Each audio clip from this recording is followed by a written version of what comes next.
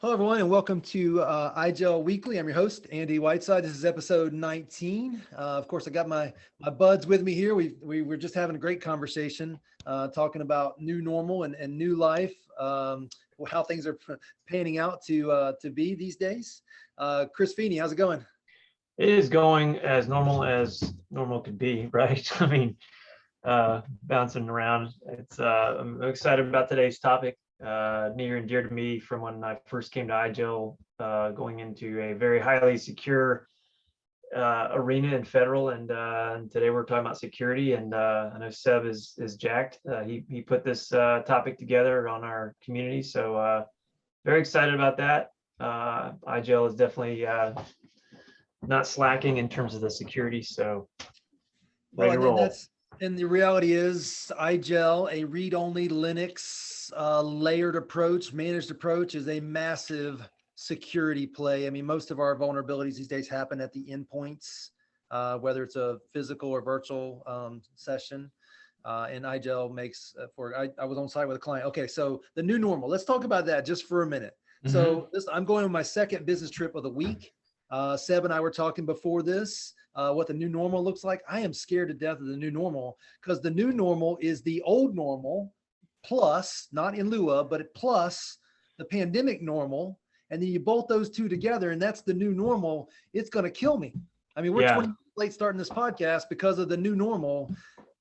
I don't know how we're going to deal with the new normal. Seb, how's it going? Yeah, totally. Seb, how's it going?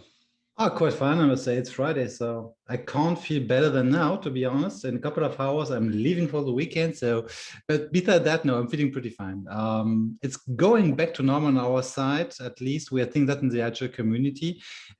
We see that we have less questions asked in the last, let's say, 1 or 2 weeks, and we feel that people are traveling again, are going back to customers more than having Zoom session all the day long. And that's just a trend we are seeing at the moment. I hope that you can confirm that on your side, because it feels like that at the moment, that we're coming back to something which is the standard business. So has Doug Brown started traveling again yet? No, he is traveling inside of Berlin, which is more than enough for him. Yeah.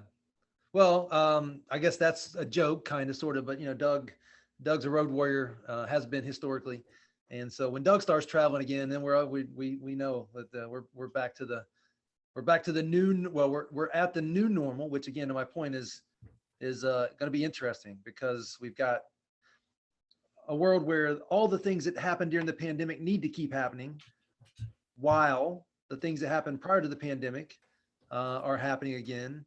And things like security, things like evolving these projects in newer, different ways, but they're happening. They've got to happen. Those all become the new reality. Maybe we should call it the new reality instead of the new normal. And we're all going to have to figure out a way to use things like technology to deal with them. Chris, have you started traveling much yet?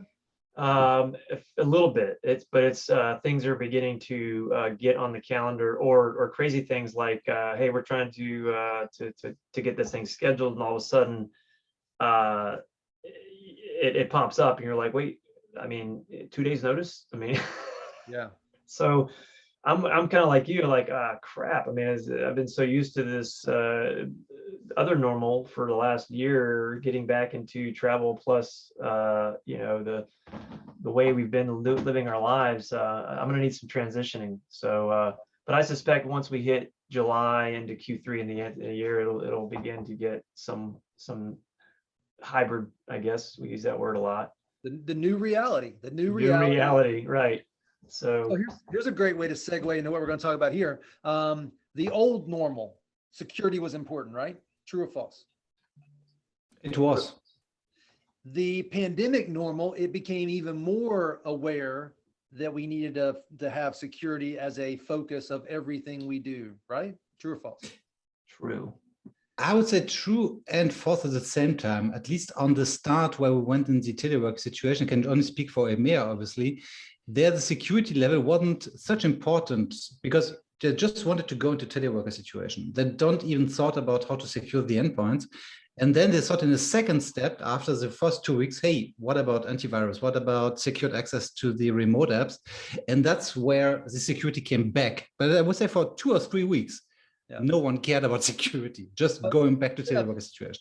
But Seb, by the end of the pandemic normal, it was paramount that we had created a bigger mess, and security needed to be part of that bigger mess story than ever, right?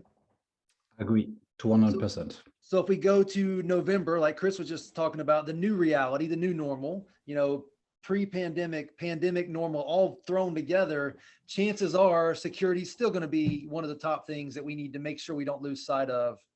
True or false? Yeah. So that leads us right into Seb's write-up for today, which is tech tips, the new tech tips Tuesday video, and it's a video. We're going to talk about it here and make sure people get another way to consume it and hear about it. And you can easily find this. How to enhance IGEL OS security via the IGEL UMS. Now, quick question for you, Seb and Chris both. In general, without doing anything else, would you say that IGEL adds to your security posture, even if you didn't take it the steps further that we're going to talk about here, just moving away from Windows or even Mac and having a read-only operating system? That's a massive and potentially accessing, hosted apps or virtual desktops or SaaS managed apps or SaaS apps. Just that step alone is a massive step in a security posture. Would you guys agree?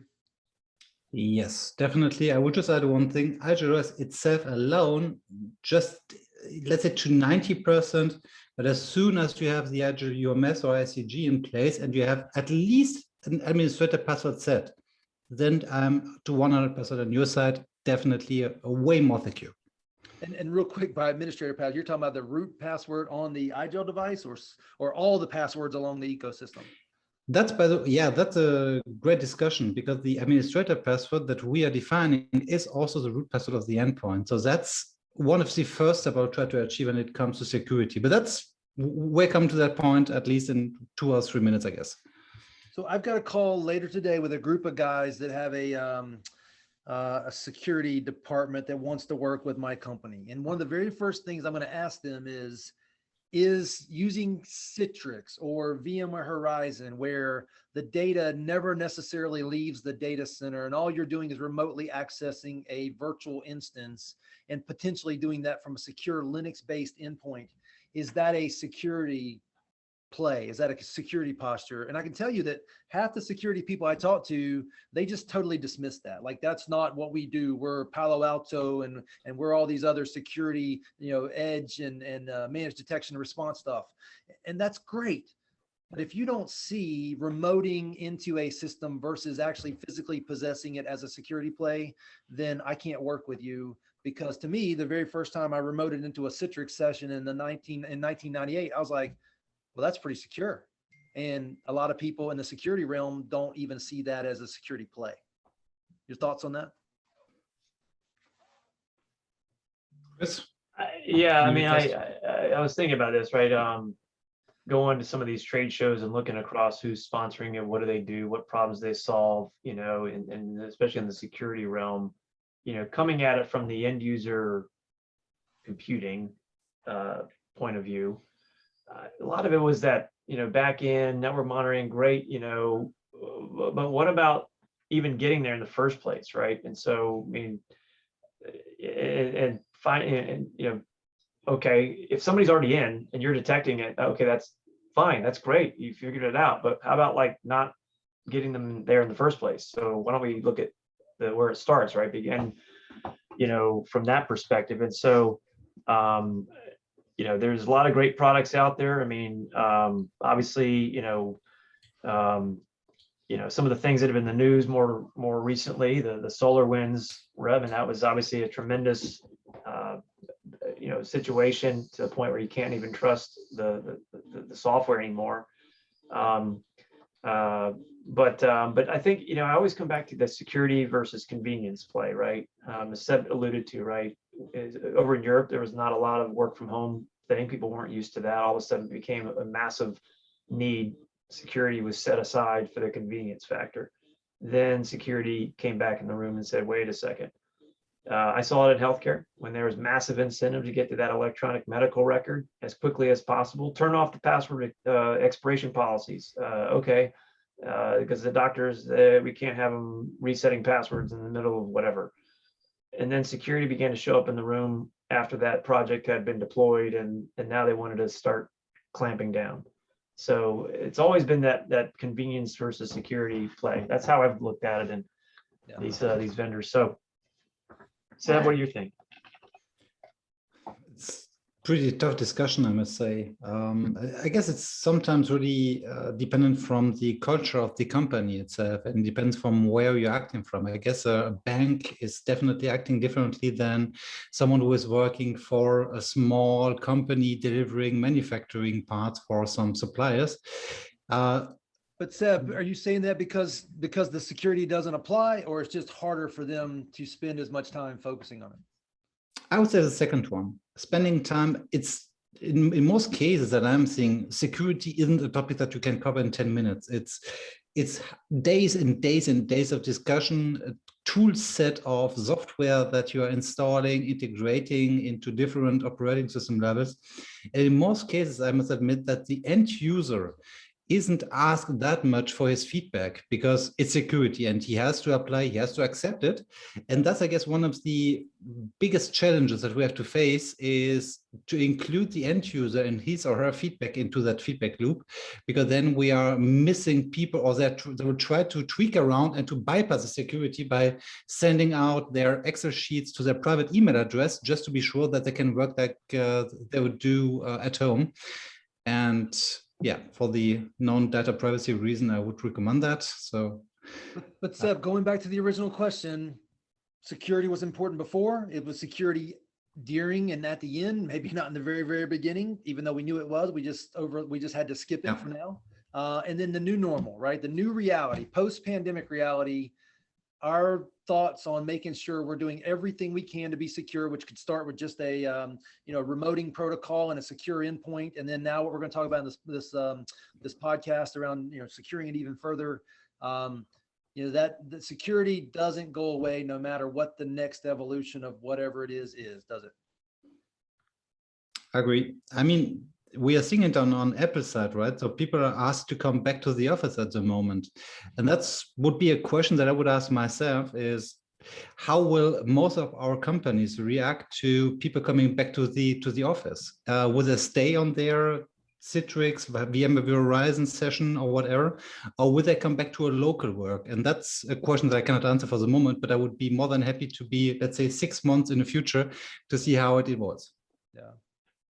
I want to share with you guys a story real quick. I worked with a financial institution not too many weeks ago, and I walked in to do a POC, and I didn't have to worry about the madness of all the different VLANs because they don't have VLANs. And I'm sitting there going, well, this is going to make this project super easy, but I don't understand how an organization in the financial world in 2021 doesn't have VLAN set up to kind of isolate their traffic. And I mentioned it to the individual running the network there, and they said, yeah, we just had a security audit a few weeks ago, and man, they blew us up on that. But going back to your point a while ago, the size of your organization might dictate on how seriously you can afford to take the time and spend the money on security. Moving to a delivered solution like Citrix plus IGEL automatically fixes a lot of problems and solves other problems all at the same time, right? Yeah. Yep. I'm just looking at the list here on the topics on the community blog, going down sort of like, if you were to do one thing, you install IGEL, and out of the gate, it comes up, what would be the first thing you should do to it's already secure, not a lot of ports open, so there's not a lot of ways to get access to it. But this one of the first demos that I saw was from my buddy Josh. He had what he called a base config, and so I was like, well, what do you do? First thing he does is he disables access to the local setup, that little round blue with the little wrench thing, right? If you give a user access to local setup, they can change anything. So number one, remove access to that, or put a password on it, and once you've got that clamped down, you can basically, go from there. There's a lot of stuff that's already off, but enforcing some of this stuff. So I don't know if it's a good transition to kind of go through some of those things now. Yeah, let's do that. We've got about 20 minutes left before all of us have to jump to our next thing. Seb, we've flushed out that security is paramount here. We flushed out that IGEL is a secure play. So is all the remoting protocol stuff, you know, WVD, now known as I think AVD. Yeah. That's a whole nother conversation. Citrix, VMware Horizon, Workspace ONE. Help us understand in this video that you created, what are you covering here? What are the things in this video that that help to secure the IGEL story even further? Great point. So we're not digging into the command line like I would do in some specific cases. All we are seeing now in the video is populated by using the Universal Management Suite, also known as UMS. So you don't have to think about Linux commands, something like that. It's all in your profiles. First thing, there is no size fits all. So every customer is different, every situation is different, and even every security requirement is different from company to company. So we are covering it, let's say, from an average point of view, what I would do if I would do a demo when I was a pre-sales person at a customer, and he is asking, what can I do if I want more security? So first, we have to mention that the IGEL operating system is coming with all features, besides 2 or 3 exceptions, enabled by default. Features are in our language, client components, drivers, web browser, and you can go over that list for hours because we have a lot of features enabled. So a customer who is just wanting to use Citrix will not need the VMware Horizon client anymore.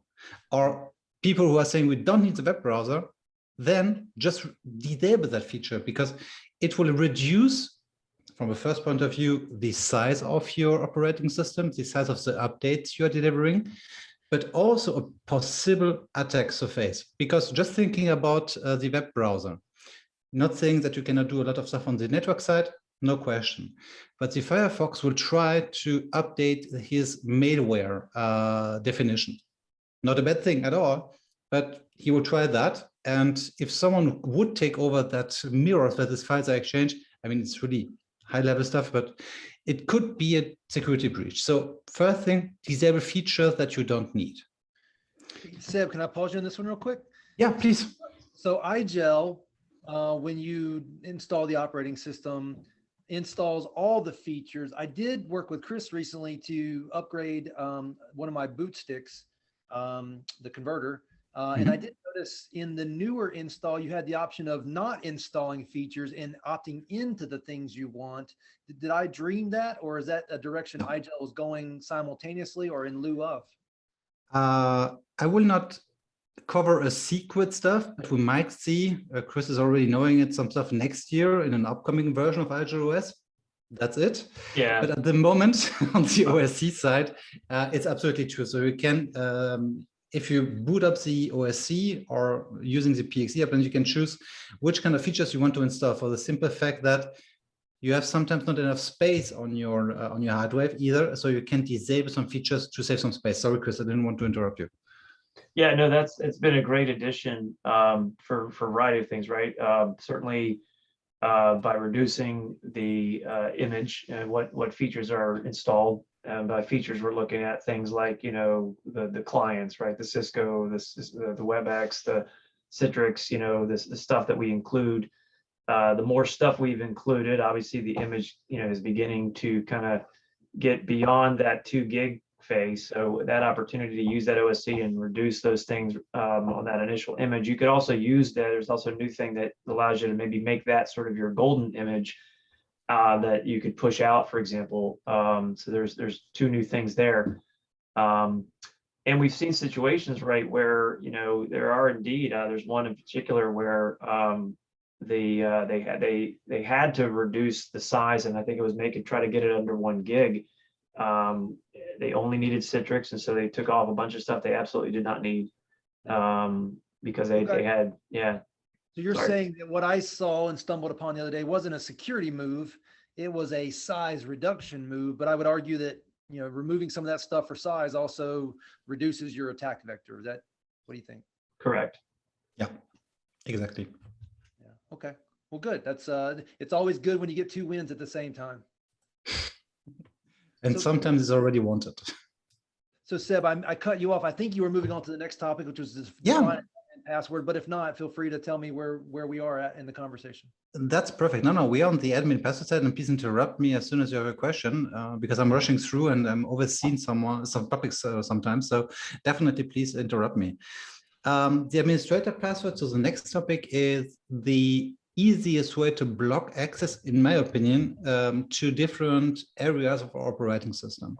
So as soon as you create an administrator password, when you go to security password, you are defining a root / administrator password for your device. I'm not only saying root just because the root is a user, it's the highest user possible on the IGEL and Linux operating system. But besides that, you're also blocking access to some resources like what Chris already mentioned, the IGEL setup. So the local configuration tool. You cannot open it then if you have set an administrator password without that password. That's really important. So I fully agree with Chris. IGEL setup is a base you have to cover. I'm doing it with a password, but you can also remove it from the taskbar. Doesn't play a sense. It just keep it away from the user. But then you're disabling access, at least unwanted access, to the console switcher. So we'll cover that a bit later on, but if you press Control Alt and F11 or F12, you're switching from the graphical user interface into the command line interface. And if you haven't set an administrator password, you could log in there. And yeah, if you know a little bit of Linux, doing some stuff there. I mean, it's not really something that is highly critical, but I would try to avoid it since someone could try to implement something if he knows how to deal with IGEL OS. And one additional thing, which is important in my opinion too, is the reset to factory defaults boot menu. We covered that also in an upcoming tutorial, but if you boot up an IGEL operating system, you can press the escape key on your keyboard during the boot up process, and besides the fact that your hypervisor might already interrupt that, just after that, there is an IGEL boot menu. Yeah. There you can do some verbose boot, some CSC checks. That's perfect. But in the next step, you can do a reset to factory defaults. And there, without a password, you could do some fun stuff like reset the device to the state where IGEL delivered it. Yeah. And that's not something you would do without a password. So that's an additional level of security that this administrator password brings in. Yeah, one thought on that, just a final on that topic, using profiles, the concept of a master profile. So if you use a master profile that you know, versus a normal profile, you know, that will override anything that maybe somebody tries to create a separate password or whatever. So if you have not used the master profiles feature in UMS, certainly it's a checkbox to enable it. The profiles basically are built the same. It's just an orange color icon versus green. But I've seen that with some customers where they have, you know, at the highest level, their base config, admin passwords or other settings, and then other features be on regular profiles. Hey guys, just a quick time check. Seb, I think I can move my meeting that's coming up. Do you have time to go over this? This is sure. This is too good to stop. Chris, I know you have. Yeah, I'm good for another 15. So, okay. But I think we're gonna need more than 15. This is awesome. Yeah. We need to make sure we hit it. So Chris, feel free to drop if you need to. Give us a wave goodbye or just interrupt and say goodbye. But Seb, the next topic here, and it's awesome. You've got it time stamped in here as the what part of which piece, that's awesome. Yes. Disabling the smart card daemon. Is that where we want to go next and talk about? Yes, exactly. So the smart card stuff isn't needed everywhere. When I say smart card stuff, there is a so-called PSCD. Yeah, but I was searching for the complete term. So it's smart card daemon, but I was searching for the first one. I just forget what PSSC is meaning if I would write it down. But this daemon is a daemon that is checking more or less every millisecond if a smart card is inserted, and if something was inserted, if it would do something. So there is a watch daemon connected with that. And if no one is needing the daemon, I mean, it's not a high CPU usage at all. But even that, if something is not needed, I prefer to deactivate it since it's just reducing the amount of processes running on the IGEL endpoint, and in a former time, disabling that the daemon was a kind of performance tweaking that we applied when it was really on the early stages of thin client operating system, where we had to look at every millisecond of CPU time we had And that's just the kind of stuff that I hold for myself. I'm always disabling if the customer is saying we don't need smart cards at all, you can turn it off. Yeah, it just makes sense. I mean, we should turn off things we don't need, and we get the, like we talked about, security benefit every time we do that. Exactly. I mean, that I guess that's one thing to say. It's obvious. I'm sure it's obvious, but it needs to be stated. This is all software, ones and zeros written by human beings who have flaws. Every time you turn something on, there's a chance it will break, or eventually will break, or it's insecure. And there is no piece of software that's 100% secure because it was written by a human being and another human being can figure out how to break it. Absolutely agree. Yep. The next one, yeah, this is SSH. So I'll take that, Seb, if you want. Please. So, obviously one way you can access IGEL remotely, a device, is through SSH. And so it is enabled by default, but you would need to add a little bit more, either turn it off, as it's suggested here. That's very simple, checkbox, turn it off. If you do need it, obviously put some passwords around it, if you're going to be making that remote connection to it, but or have it such that when you need to enable it, you apply a profile to it with the right, additional settings, and then when you're done, you remove the access to it. So that's just another port that it's listening on, and you can just turn that off.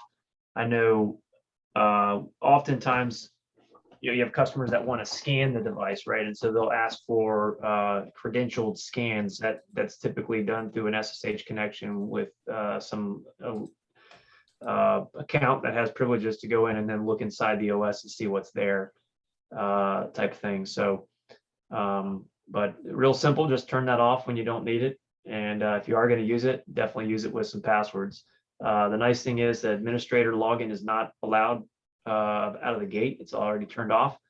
If you want to allow it, like that root login, you would have to enable it and leverage that password that we talked about in the earlier on the 5 minutes and 5 seconds into exactly into the video that Seb so nicely put together. Remote access when you're troubleshooting stuff is the greatest thing ever. It's also the unintentional backdoor to everything, and so many people don't think about making sure that's turned off. Whether it's on by default, now turn it off, or whether it's off by default, trust but verify. Mm-hmm. And never forget that if you need some remote access to the endpoint, you are not able to do that through SSH natively because you don't have a PuTTY, whatever else. We have secure terminal. I mean, that's another topic and is maybe part of an upcoming podcast, but you have the secure terminal through the UMS, which enables you to have access of a kind of command line via the UMS context menu. But yeah. Well, and here's the most beautiful thing about IGEL, other than the fact that I'm a big fan that it includes multiple versions of the Citrix Workspace app, which I thought was the greatest thing ever when I first saw it. But the other part of IGEL is the ability to manage all of this through the UMS, so that if we need to turn on SSH at any point in time, we turn it on, we wait a couple of seconds for the client to check in, and now we have it. And then we use what we need to use, and then we turn it off. First time I really experienced UMS, it was a game changer in the thin client world to have something that worked better than Windows does in terms of profiles and policies, and was super reliable and powerful. Thank you for the feedback. Yeah, that's what blew me when it caught me on, was like, this is a game changer. So these next two, I think we can probably combine because they're somewhat related, but Seb, you want to crack on USB and storage stuff? Yeah, with pleasure. So like you already know, we are detecting more or less every USB device which is connected to an endpoint which is powered with IGEL OS. Basically, we are splitting the detection and mounting in two different sections. So let's stay on the USB access control. As soon as you use this USB access control and you deny everything beside HID devices like mouse and keyboards, please don't expect that we are locking down a USB port physically. That's something that we cannot do at the moment. So you will still be able to charge your iPhone or Android phone, whatever, by using the USB port. The only thing that is not possible then anymore is to use it in a native USB redirection or in a local mounting process that we are using. It's not blocking the whole interaction. It just blocks the way how the kernel interacts with the device. So it's not a hardware level, it's really a software level.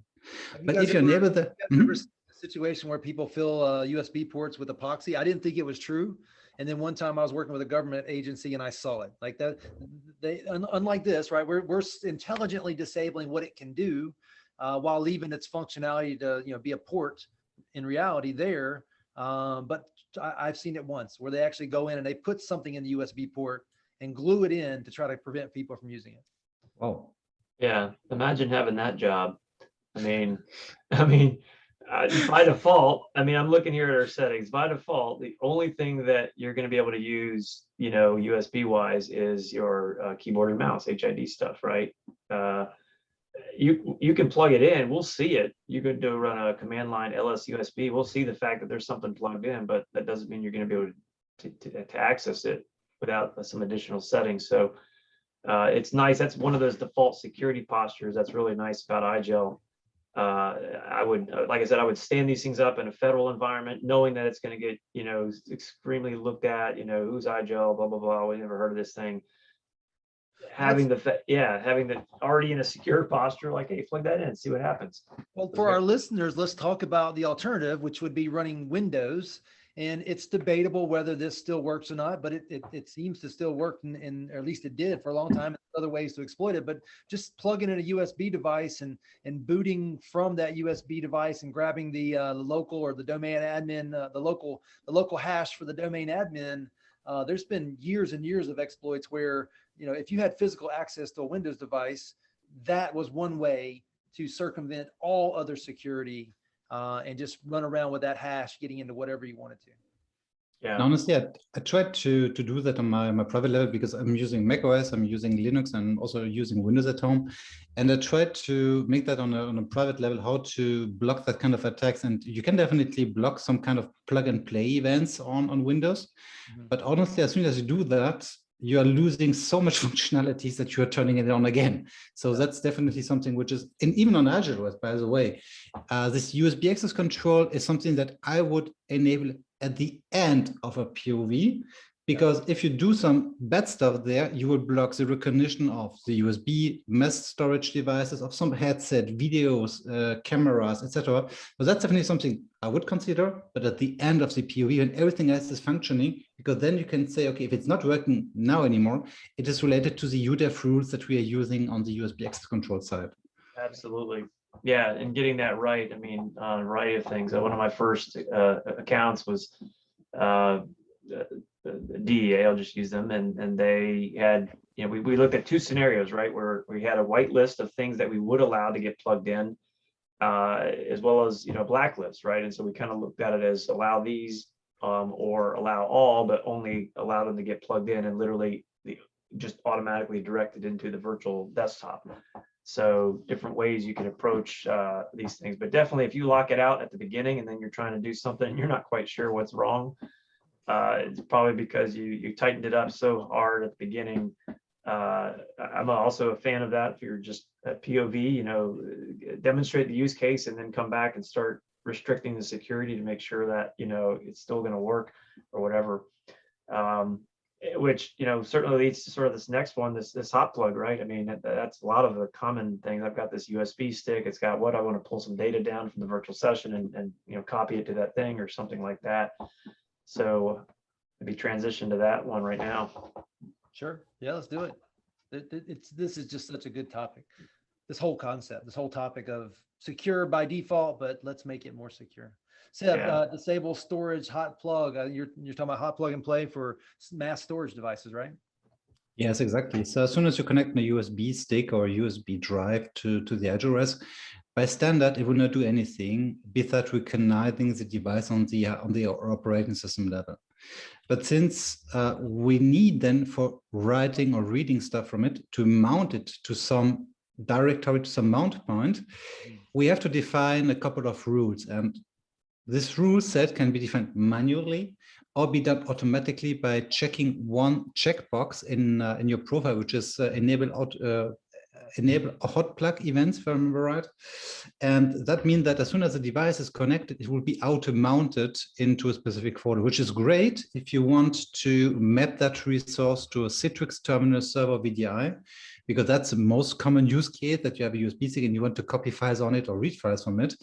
But that's something that I'm asking, is that wanted? And if not, I'm disabling that storage hot plug feature with the master profile that Chris already mentioned, just to be sure that it cannot be overwritten by someone else, because that's one of the, I would say not one of the entry points, but one of the possible entry point for viruses, for data exploits, etc. So disabling it gives you a little bit more security, but takes a lot of flexibility too. So we just have to be clear that we have to find a good balance between both the user experience and the security, what we already discussed at the beginning.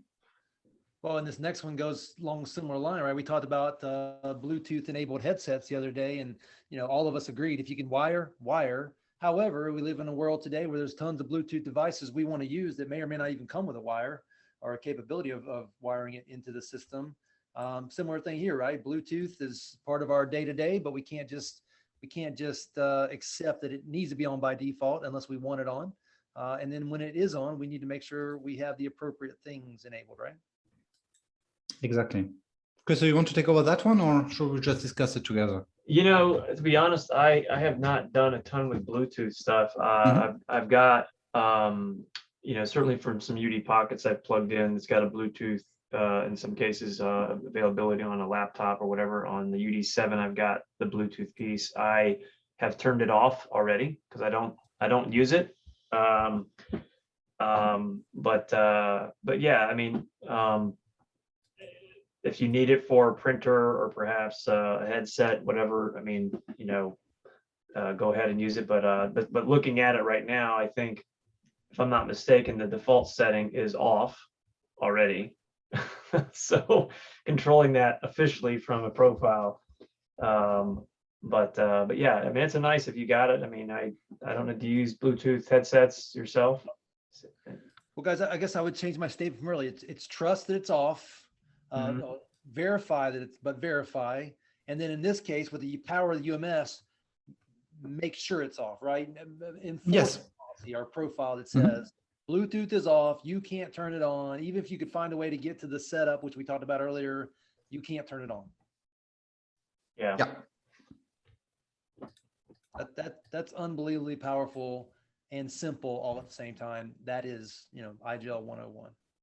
Yeah, it's especially relevant if you look at the RX 420 device from N Computing powered by IGEL OS. There, if I remember right, I would have to double check, to be honest, but I think it was enabled by default, since it was searching for a Bluetooth pairing device on boot up, but I would have to double check, to be honest.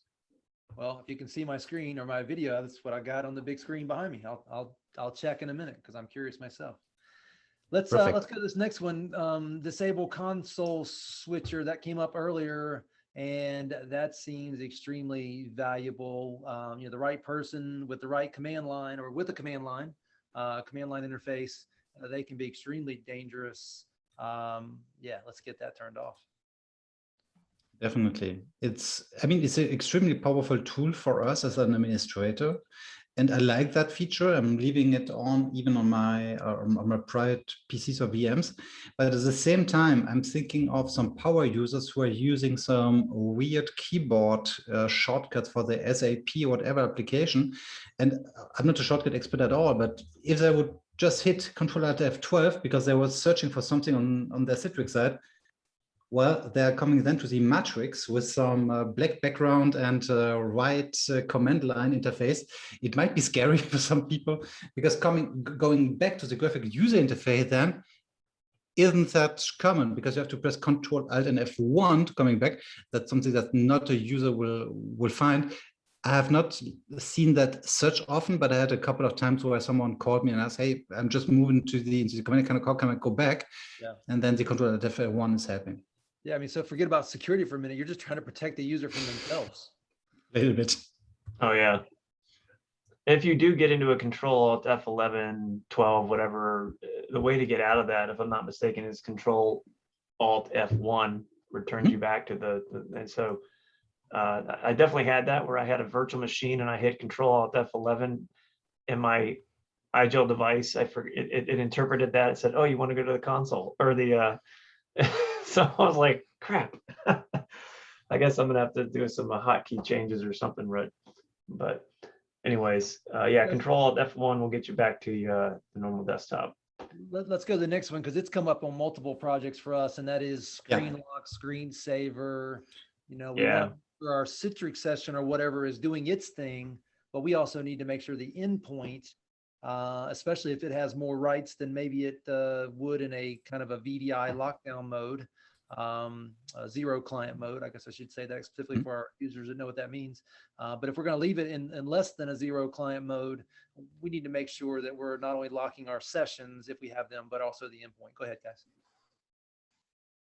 So basically, think about the following situation. You're leaving your workspace for lunchtime and you're pressing Windows L or whatever hotkey to lock your Windows session. Perfect. That's awesome. Great job. But then if you're not using specific mechanics that we have in IGEL OS, if I would join during your lunch your PC and I would like to do some fun stuff with your account, I could just press Control Windows D like desktop. And I could minimize every window on that machine. And that includes also your full screen session. And I would go back to the desktop, and assuming you have more than one application available by your store browser or whatever, I could start another one because you are still logged in on the endpoint. And I could then do some fun stuff in your name, like asking for a salary increase or whatever, or spending some free pizzas to the whole company. And that's something that we can avoid. The avoid number one is you can, at least it's available on Citrix, saying that we have a local screen lock, so local screensaver more or less, that is starting on the IGEL endpoint after a couple of minutes of inactivity that you can define in a profile. Then you can define, if you would like, a standard password for all your users inside of the profile. But it doesn't make sense because if you have the same password for 100 users, I could know the password too and doing the same stuff again and just unlocking the password by using the password, unlocking the screensaver. So what we did is we integrated the screen lock synchronization between your Active Directory user that you use for the store browse connection, for your storefront connection, with the local screensaver. So as soon as you leave your PC, after 5 minutes, the screen lock is starting. And then I would need your password, your Active Directory password to log in, which is, I would not say impossible, but way more secure than having a generic password or no password at all. Yeah, this is a feature probably I haven't played around with too much, but yeah, I mean, I'm looking here. There's a setting under our Citrix storefront login, synchronize Citrix password screen lock. That's what you're referring to on the end of that, but you know, enabling that, it's really kind of comes down to that walk away security. Users walk away. Do they do something to disconnect their session if it's a remote, or do they do something to lock their device when they leave? In the world of healthcare, it's often that tap your badge kind of thing, or maybe there's an inactivity timeout of sorts. If you're using smart cards, you can actually enable it when they should be pulling their smart card when they leave. And when they do that, yeah. So you guys are all saying that we can't trust the users just to lock their machines every time they walk away? 100%. You know, I preach that all the time, and then I go to the bathroom and I come back and my screen's unlocked and nobody notices, or somebody notices and gives me a hard time. It's that's right. It's impossible to always do it. Totally. It's amazing how many solutions were engineered because of that behavior, right? So, but it's a problem for sure. Yeah, we could do, maybe at some point they have it to where the hello camera realizes you've walked away. Can you imagine the help desk tickets that would cause every time you put on some glasses or sunglasses or whatever in your screen? Yeah. Well, my prior company, we actually did use a camera-based system. And the initial, iterations with it had been on a camera, right? There was one that we ended up with like a 3D camera that could see at nighttime and infrared and all this stuff. It never really took off. They shelved it, came back with more of a Bluetooth kind of thing now where you walk away and it detects that you're out of range or whatever. And so more advanced kind of things like that, but over engineered. I mean, that's cool stuff, but at the end of the day, something that's easy to lock or whatever is getting that balance between security and convenience. Yeah. I'm going to take a time to go ahead and pause. I got to start my other session, so I will listen to the rest of the podcast. I'll let you guys run with it here. Thanks again for Andy bringing these up. We look forward to it. Seb, always a pleasure, man. Take care. All right, guys. Thanks, Chris. All right, Seb, we have 3 more in your article here. The next one is Right. post-session command. I think I know exactly what you're talking about there, but tell us what that means. I would just close the last one with one last sentence because we spoke about the password synchronization in Citrix, but then some people may ask, what can I do if I'm using VMware Horizon, like an example? Well, you cannot use that feature, but a last one, and then we have closed the screensaver stuff. We have some conditional command. I didn't cover that in that tutorial. I will have to create a new one, by the way. So let's imagine the screensaver starts, and as soon as the screensaver starts, you can define a command line that is executed. And then you can say, okay, I can't remember the exact disconnect command for VMware View Horizon from the command line, but you could just say, hey, log off the thin client and log in on again.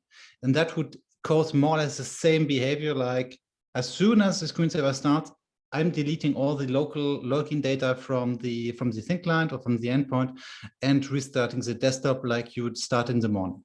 So just last one on that note. Well, I'll add to that one real quick. If you're using a session like a Citrix or a VMware hosted session, you don't actually log off of that. You're just disconnecting. So the user will have to reconnect, but you've really trumped everything with a secure posture at that point. Yeah. Yeah. Okay. Agree. All right. Your next one is post-session command. So tell us what that means. It goes hand in hand with the topic, I'm leaving my workplace. I'm leaving my workplace, or maybe I forget to close my session after going home. So assuming that you have a disconnect job on your terminal server or based off user activity, or maybe on time schedule, or just because you're leaving your workspace. As soon as you disconnect your session and you disconnect it or close the last window open concerned by your application browsing, the endpoint will execute a specific command. So let's imagine you have 2 desktops opened, you are closing both of them.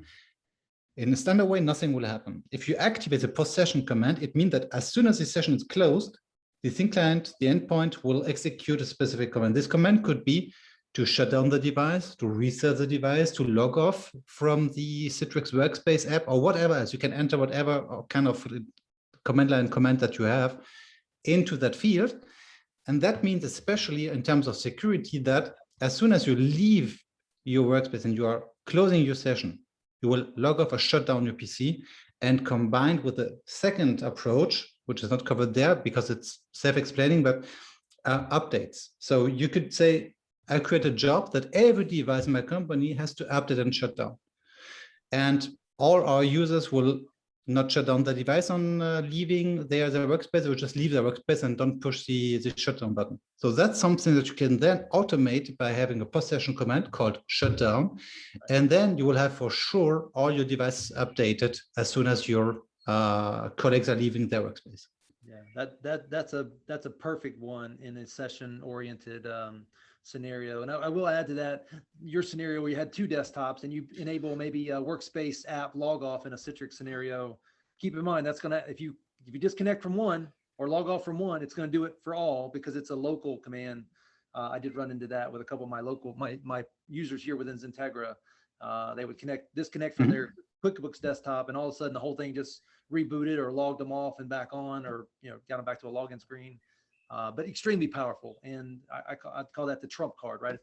If I don't know exactly what I want to do, I'm going to pull out the nuclear weapon, which is reboot the whole thing. And at that point, I know they've got to start the process over again. It makes especially sense if you think about 24/7 business accounts where your devices cannot be rebooted during daytime or between nighttime, but you can trigger, okay, as soon as someone is leaving their PC, you do a reboot, and during that reboot process, you make an update on boot, and boom, you're good. Yeah. Hey, Seb, I'm out of time, but this has been great. You've got 2 more bullets here. The second to last bullet is testing. Yeah. I'm cutting us short here, but testing for whether it's applicable, whether it impacts the user negatively, whether it's actually solving the security challenge. I'm cutting us short on maybe the most important one, which is test it, retest it, have other people test it. Don't assume that you did it right. Let other people put it through its paces. And then finally, the one we talked about a while ago, removing unneeded features from the GUI. We talked about saving space a while ago, but the other byproduct of that is you lower your attack vector, and there's a huge security benefit in doing that as well. That's what Chris already mentioned at the beginning, what Josh made. Just remove the IGEL setup, remove the ICG connection if you don't need it, because it will not give the users a feeling, oh, there's a feature I didn't use. Oh, let's use it right now. So that's something which is pretty neat. All right, Seb, as always, thank you. And I'm sorry we got started a little late, but I think we covered the topic pretty well. And you have your blog here, sure. the video and the blog. I couldn't ask for anything better. And as always, I appreciate your knowledge and your time. It was a pleasure. Take care, Andy. All right, enjoy that weekend. Hopefully you'll get to it pretty soon. I will. Same to you. I'm only getting half of one, but that's okay. I'm going to be doing some fun stuff with my team. It'll be good. Cool. All right, thank you, sir. Thank you. Bye-bye.